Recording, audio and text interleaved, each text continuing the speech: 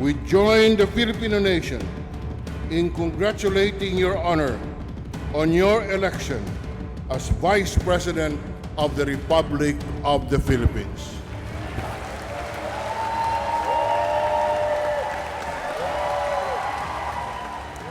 But what's different is he's a Marcos. Right. And he's been using media, he's been using his money to spin a different tale. And that's what's make it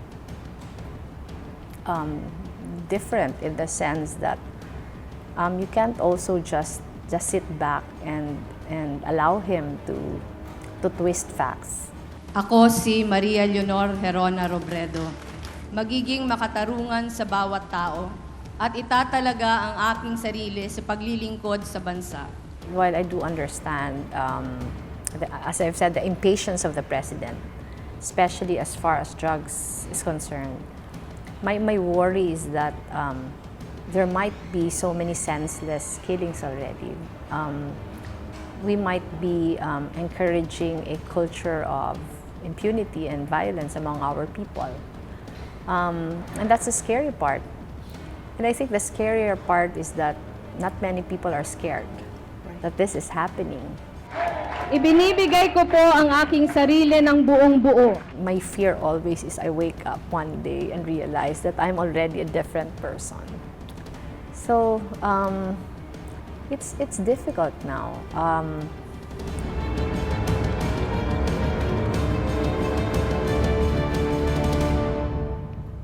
Hello and welcome. I'm Maria Ressa. This is Rappler Talk, and today we have a special guest, Vice President Leni Robredo. Welcome to Rappler. Thank you, Maria. Thank Well, you. actually- Thank you for having me again. Well, we're here with you, so Yes. thank you for having us here. So much has changed, even though it's only Yes. been a little more than 2 months since our last conversation. Yes. What has changed after you won the vice presidency? Let's talk big picture first of the Philippines. What has changed in the Philippines? How do you see it today? I think the Philippines now is so different from the Philippines in 2010 when we had a presidential elections. I'm quite amazed how people are reacting to so many different things. It's an entirely different sphere. It seems like we're in a very different sphere already, in the sense that so much of what is happening now, I couldn't imagine to have happened in 2010. But people are reacting very, very differently. I don't know. I don't know if it's a global thing, in as much as so much is also happening in many other countries in the world. And people are reacting in a similar way to how Filipinos are reacting. Which is with anger, so actually these last campaigns, these elections were the most engaged that we've seen Yes, Filipinos. yes. And yet, it was also the most violent. And we've seen that violence go through both in the virtual world as well as the physical world, and the reaction of Filipinos. I mean, what's your take on this? I don't really know what triggered everything, but if you just look at social media during the elections, it appeared like there was so much hatred in the hearts of Filipinos. So many people were fighting online. And I thought it was going to end after the elections, but So until did we. now, so many people are still active on social media. I think it's both a good thing and a bad thing. A good thing because they continue to be engaged, Right. but a bad thing also because it seems like so many cannot move forward yet. In the sense that it seems like so many people are still on election mode. And I think it's alarming also in the sense that this should be a time when everyone should be supportive already of the administration. Supportive but engaged, supportive but critical. Yes. But it seems like there is so much divisiveness still. I hope it will evolve into something more constructive already. What do you plan to do about that? You know, I've been at the receiving end also of so many negative things, but I just have so much. I have limited time. I have limited energy to engage in these things. So most of my energies now are really devoted to how I would like the office of the Vice President to become in the next 6 years. Right. Especially because after we planned on how we would want the office to be, the housing portfolio was given to me. So our hands are really quite kind of full now, with so many things to take care of. I'll go back to what you're going to make the vice presidency, but let's go back to this anger. Does it change the way you look at the Filipino? Where do you think this anger is coming from? You know, I don't know. I asked myself if I missed anything, because it seemed like it's something that just came out all of a sudden. I don't know if I didn't recognize it at first, but it's like it just exploded on our faces. The way the campaign turned out. We've had campaigns in the past which were hotly contested, but not this kind of anger, not this kind of, you know, how people react to each other, how Yes. people fought with each other. It's surprising, and I really don't know where this is coming from. You connected it, you said, all around the world, right? Earlier on. and We see what's happening well, in the Trump, the elections. Trump, in the United The Kingdom, in many Brexit. other parts of the world. It's actually a global phenomenon. So, but I always tell myself that it's always good to take a higher ground when dealing with these things, because we don't have that much energy to engage with anger, with hatred. So all the energies were really directing to things positive and things we can work on. After you won, you had a difficult period, and I know people have asked you this before, but you had a difficult period where you had to, in a way, prove your legitimacy to the president. What was going through your mind? What guided your actions through that time period? From the moment I knew that I won the elections, I already tried reaching out to the president, but I understood at the time that he had reasons why he didn't want to meet me first. First, I think he couldn't meet me before the proclamation. After the proclamation, I think he was so busy receiving visitors, building his cabinet, thinking of working on his own team. I gave him time. I would have wanted that we had a joint inauguration, because that would have given the message to the country that we were unified as far as serving the people is concerned. But I did understand. I was ready. I was ready for a separate inauguration. But the day that I was finally told that the president preferred a separate inauguration, it was a sort of a damper also. But I told my staff we can't linger on, disappointment. So let's just prepare for it, and I'll try to find a perfect opportunity to reach out to the president. And the opportunity did come a day after the inauguration. And the first opportunity that came, the first time that we met, the president was very warm. He was very welcoming. He was very accommodating. So I took the opportunity to ask him if I could make a more formal visit, and he did. I was given an appointment 2 days after that. So everything went well. Within the week after I visited him in Malacanang, he offered me the housing portfolio. I've been to 2 cabinet meetings already. I'm going to 2 more this week. The president has been very hardworking. He's calling for a National Security Council meeting this afternoon. Tomorrow, there's going to be a human development, social development cluster meeting in the cabinet. So I think he's really serious in making things work, getting things done. He's been working very hard since day one. How important is relationship now with this president? It's very important because I think, first of all, to give a sense of unity and stability to people is the most important thing. Right. And you know how our government works. You cannot really get things done if you're not, you don't have a very good working relationship with the president. Now that he's been very open, he's been very welcoming, I think we can do so much, especially as far as housing is concerned. The office of the vice president is kind of more fluid in the sense that we can set our own directions as far as the office is concerned, and we've done just that from day one. Even before the inauguration, I tried looking at the budget of the office of the vice president, and I saw that the past ones have been merely ceremonial, local affairs, and I want it to be more advocacy heavy. So we're trying to save on expenses. The reason why we transferred offices was we are able to save at least 200,000 pesos a month in rent, and most probably in utilities also, because this is much smaller than Coconut Palace. Anything we save, we want to devote to advocacy work.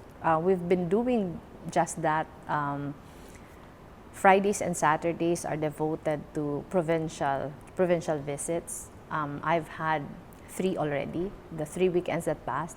I'm having another one now, and that's what we intend to do in the next 6 years.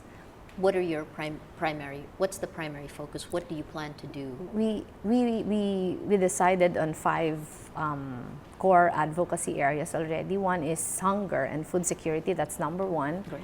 Number 2 is rural development, then public health care, education, and empowerment. You know what's funny is when we were trying to focus on advocacy areas, my staff has been suggesting that we make housing as our 6th. And I was telling them, no way. Even if housing was my husband's advocacy before, and my advocacy as well, in as much as when I was still a human rights lawyer, yes, I was very involved in defending informal settler families who were in the danger of eviction. I was telling them, let's not include that in our core areas, because we can't make any headway as far as housing is concerned without help from government. And then a week later, the housing portfolio was given to me. So everything's falling into place. And with this housing, HUDC is a coordinating position. Yes. I mean, It doesn't really have much authority on its own, right? Yes, it would have. It's just a coordinating council of 6 key shelter agencies. So the crucial thing really here is if the 6 shelter agencies would be willing to sit down and streamline all the processes, because I think that's where the gap is. Will you have a say on who runs these? The law says that I have a power to recommend, and I've asked the office of the president also if I would have enough elbow room to make sure that the appointees share the same vision that the president and I share, and I was told yes. What do you want to accomplish at the end of 6 years then? Number 1 is to finish all the housing backlogs. It's more than 1 million now. Right. The housing problem of the country is really enormous, especially in Metro Manila. But before we do that, we have to make sure that our targets and our directions are really aligned. When I say aligned, HUDC and the 6 shelter agencies, because for many years now, each of the agencies have been acting pretty much independently. On their own. Yeah. While their mandates allow that, I don't think that is the strategy that we have to build. It's not even HUDC and the 6 shelter agencies by themselves. It has to be HUDC with all the other agencies of government. I'm looking at it at a viewpoint of tackling the problem on a more comprehensive approach. Fantastic. Last week, I was in a meeting with DNR, and we targeted two particular areas where housing was a problem. One in Baseco in Manila, and another one was all these communities along the Laguna Lake area. And I think that would be the direction of HUDC now, to approach the problem in a more comprehensive sense. Is there a recognition in government now of how important housing is? Like, for example, for Singapore, Yes. its immediate first priority of Lee Kuan Yew when he first took office was to give every citizen a stake in Singapore, and the way he did that was by giving them housing. Yes. Is this what is your... I hope that would be a key area. If we listen to the president's pronouncements in the past, anti-poverty is really at the core, and is side by side by anti-criminality. Anti-poverty is at the core of his programs. I've been HUDC chair for a little less than 2 weeks. And there are still a lot of things that we have to discuss with, particularly the Office of the Cabinet Secretary, because according to Executive Order Number 1, HUDC is under the supervision of the Office of the Executive Secretary, which I think is a very good thing, in the sense that there would be a harmonization of all the anti-poverty programs of government. In fact, when I was still in the campaign trail, every time I'm asked what cabinet position I would want, I would always say, I do not want a particular cabinet position, but I want to be given a chance to harmonize all the anti-poverty programs. And that was answered by EO1. So I think it's an important first step. In the cabinet meetings that you've attended so far, this is a president who has set specific action-oriented Yes. goals. Is policy catching up? Yes. The first cabinet meeting I attended right after I was appointed on a Friday, attended the my first cabinet meeting on a Monday. The sense is that the president is very impatient about waiting for things to get done.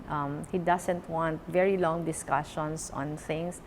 He wants particular, policy, actions, targets. And I think it's a good thing. The president was mayor of Davao for a long time. So he knows what's happening on the ground. And I think he brings a lot of wisdom to the presidency, in the sense that he's always very conscious of not making it hard for poor people, making government more responsive to especially the people in the fringes of society, and that's a good thing. I think he's impatient about very long discussions on policy. He wants policy to catch up, but he has given a general direction already of what he wants to achieve, and he's pretty much given cabinet secretaries a free hand on how to implement things, as long as they can be implemented at once. Oh my gosh. You know the change from local government to national Yes. politics. How is President Duterte making that shift? It's a huge shift from town mayor to president of the What's good about President Duterte is he's a very, very humble man. The first time I visited him in the palace, the conversation was really very casual. It is good that we were coming from a similar viewpoint. The discussion lingered on how well we were adjusting to our new lives. Suddenly we're surrounded by security people. Suddenly there's so much protocol. I remember the president telling me, protocol is so corny. But I think because he's serious about getting things done, he's also adjusting very well to his new role. I think I read an interview on him somewhere that he's spending most of his time outside of office catching up on reading materials. That's what I'm doing also. This is like a crash course for both of us. both of us were very reluctant candidates at first. And there was really not much time to, to prepare ourselves for a role as huge as this one. So we both understand that it will take a lot of hard work on our part. There's almost no denying, though, that President Duterte, in his words, unleashed some of this anger that is there. And that's good and bad, right? As you pointed out. I guess in terms of his quick action, those are things that the society welcomed. Yes. But one of the surprises was the killings that came along. By some estimates, it's from, it can go up all the way from 300 to 500, depending on when you start counting it. And the reaction of the public. I guess let's start first with what it's kind of surprising. Right. The in reaction the of sense the public. That, if you remember 1986, right after the fall of the Marcos regime, there was so much opposition, and there was so much anger against extrajudicial killings, human rights violations, etc., etc. And you don't see that now. Personally, I'm alarmed in the sense that while I do understand, as I've said, the impatience of the president, especially as far as drugs is concerned, my worry is that there might be so many senseless killings already. We might be encouraging a culture of impunity and violence among our people. And that's the scary part. And I think the scarier part is that not many people are scared that this is happening.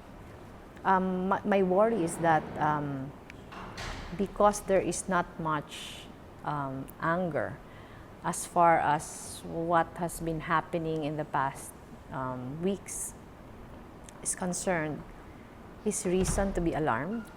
I don't know where this is leading us, but I've been very vocal about my concern. I've been very vocal about, the danger of allowing this culture to thrive.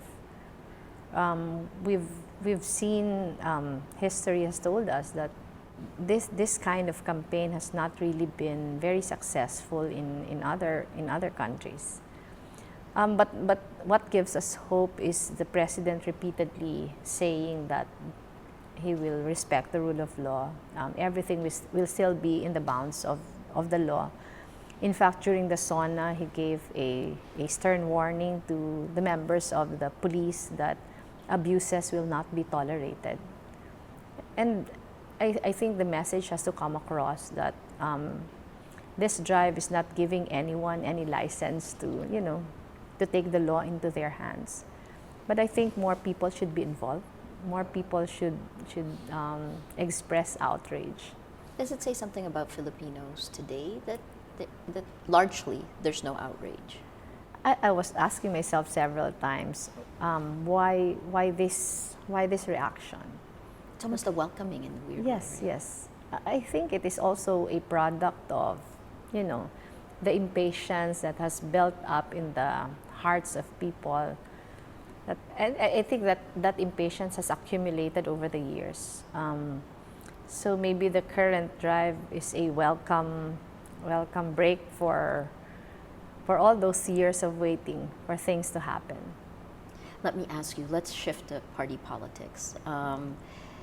LP joined, there is the super majority. What happens to the voice of the opposition? Where will there be a contrarian in this administration? There has been a long discussion about that. The party has given, we have a so-called parliamentary caucus. The members of the Senate belong to that, and LP members of the House also belong to that parliamentary caucus. And when all this talk about changing leadership in the Senate and the House of Representatives came up, it was sort of agreed upon by everyone, including us who are not members of the parliamentary caucus, to sort of give both houses the independence of deciding where they want to join. The LP members of the Senate, I think, had an easier time doing it because there are only a number of them. But it was harder insofar as the Liberal Party was concerned. They came through a process where sometimes it seemed like you were already joining the majority. Sometimes it seemed like they were going the minority route. Right. But ultimately, what was agreed upon was the voice of the majority will be heard. And the majority decided that they would want to be part of the majority. And I think it doesn't run contrary to the principles of LP, that our members will recognize the mandate given to the President, the extraordinary mandate given to the President, and would want to give this President a chance by giving him our support. But in case things happen along the way, there is always room for opposition. There is always room for, giving our voices a chance to be heard. There are a few members of the party who chose to remain in the minority, and that's something that we still have to talk about in the coming days. The question, I remember the question in one of those discussions was, we want to be a member of the majority because we want to be supportive of this administration. But what if there would be policies which will be pushed that we are against? Right. What happens? And I think the general consensus was, even when President Aquino, who was an LP, was still the president, there were members who were also against some of his policies. For example, the reproductive health law. And to oppose one or a few policies would not amount to withdrawal of support to this administration. So it was clear among the members that they were generally in support of the administration, but if an issue comes up that are contrary to their beliefs, they can always give their voice. But doesn't this actually show a weakness in our political party system? Yes, in the sense that we don't really have political parties Lines. The reality is that our political parties now are not really based on core principles. While for example, LP has core values that we follow, but you know how things work. Before President Aquino became president, there were only a handful of Liberal Party members. But when LP came into power, suddenly our numbers ballooned. And now that we're not in power again, it's I think back to the same number. So there really has to be an overhaul of the entire party system, because I think the problem is not just with Liberal Party, Not at all. but It's power politics versus Yes. party politics. Yes. Do you see this changing? Is there anything that can be done in the next 6 years? That I hope so. your unique position, you're yes. the highest. It's something that we have been discussing quite regularly. The constitution of the party says that as the highest elected official, I get the leadership of the party, but I've been telling party leaders, I only joined the party in 2013, and I only joined after the death of my husband, so because I had to sort of take his stead. But I've never really handled any leadership position in the party. I was just an ordinary member. So when I was told now that I was expected to take on a leadership position in the party, I was telling them, I don't think I'm up to it. I'd rather take a more nominal role. I can be the party chairman like President Aquino. But the day-to-day party matters, I believe, should be left to those who have been in the party for a long time, because they already know the ins and outs and how to deal with politicians and many of these things. But if I have also been vocal about rebuilding the party. rebuilding based on the core values that we should have stood for a long time. Rebuilding the party in the sense that the party will not just be composed of politicians, but also of members of the civil society who share our core values. I think we haven't met yet as a party because we waited for the State of the Nation address of the President. As we were expecting many more changes in the membership in the House of Representatives. But I think now would be a good time to meet again and decide the general direction that the party would like to take. What's interesting is it won't just be the Liberal Party, but all of the different political parties to try to cement the system. Let me ask you, 3 years ago when you were first running for Congress in 2013, you were very self-aware and you talked about these compromises or the lines that you're sure you were not going to cross. You've come very far in 3 years. You're the second. And it's still a struggle. Every day when I wake up and every day before I go to sleep, I still remind myself where I came from and why I'm here. It's a struggle in the sense that, you know, when you're vice president, it's an entirely different thing from being a congresswoman. And I realize that now. When I was still a member of the House of Representatives, I could sort of still maintain a very private life. I go around, I drive myself still. You take the bus home. I take the bus alone. I can still do marketing, etc., etc. But now that I'm vice president, I've been assigned a number of security people hounding over me already.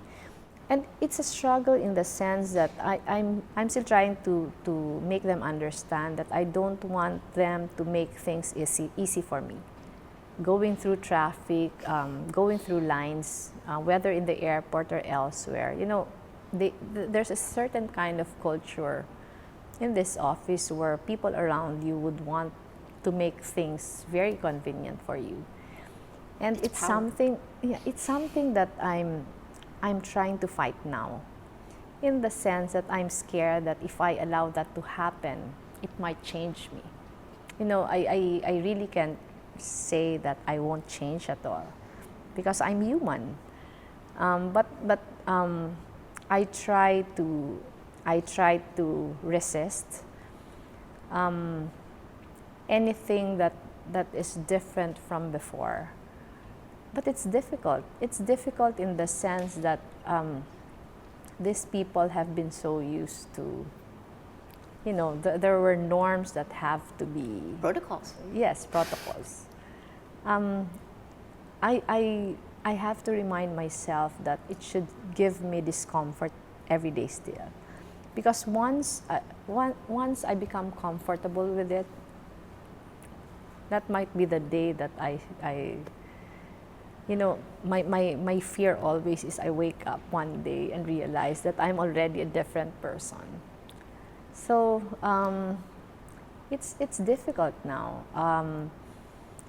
I go home, I even before I said that even if I win the vice presidency, I will still go home regularly to Naga, because that's where I'm most grounded. But I realize now that every time I go home, it's a big production. Security people, staff around you, and it's in a way it's, you know, it's irritating, but it's also something that you have to accept. And trying to find a middle ground is always a, you know, it's a challenge. How do you think a woman like you, may the best man standing be a woman, right? that will reverberate, but how do you think a woman like you, with your values, with the power that you now hold in the office of the vice presidency, what impact will you have? You know, there's always a good side and a bad side to it. And I think the good side is you are now in a position, I am now in a position where I can make dreams happen, in the sense that there was so much I wanted to do before, but my power and my authority was limited. And now I'm in a position where I can get things done. But that's the good part. The bad part is, you know, it's really a challenge to maintain who you are, the core of who you are, because you know, you get attention, you get all these things, and there is always a, you know, I ask myself always, will this change me? I think now that I'm afraid that I will wake up and realize that I'm a different person, I'm still okay. But you know, if you get used, that's my fear actually. What if I get used to all this attention? What if I get used to all these conveniences? So in a way, you resist it. But you always have to do a balancing act. You have to do a middle ground. So it's difficult. I have two last questions because I know that it's time. The second to the last is about Senator Marcos and his challenge to your win. How did you react to it? Where do you see it going now? I never really gave it much. I never gave it much attention in the sense that I've been used to election protests. My husband went through 6 elections, and each and every time he won, there will always be a protest. When I won in 2013, I won by a landslide of votes. I also had an election protest. I was telling myself this is no different, but you know, what's different is he's a Marcos, Right. and he's been using media, he's been using his money to spin a different tale, and that's what's make it different in the sense that you can't also just sit back and allow him to twist facts, which he's been doing in a long time. I think Senator Marcos knows that he lost the elections. If you go through the grounds he's been racing from day one that he learned he was losing, it's a different ground almost every day. And now he's alleging a 4th server. At first, he's alleging I was shaving votes from Senator Escudero, and it was proven that I wasn't. Next, he was saying that his certificates of canvass did not jive with the certificates of canvass with COMELEC, and during the canvassing, it turned out that there was no discrepancy at all. And now I think this is the 4th or the 5th ground already. But you know, of course, I'm also scared in the sense that, you know, because of social media, he's invested so much in social media. So how many people will he convince? Sure. And it's different. It's difficult for us because we don't have that much resource to, you know, to say otherwise. So my hope is that the courts will not give, will decide accordingly and with swiftness, because the longer that the case drags, the more it's difficult for all of us to move on. Fantastic. Last question, Vice President, is action administration, action vice presidency. I mean, what are the actions we should expect from you in the coming weeks and months? With regards to the vice presidency, I was telling you that we are working on a more advocacy-centered office.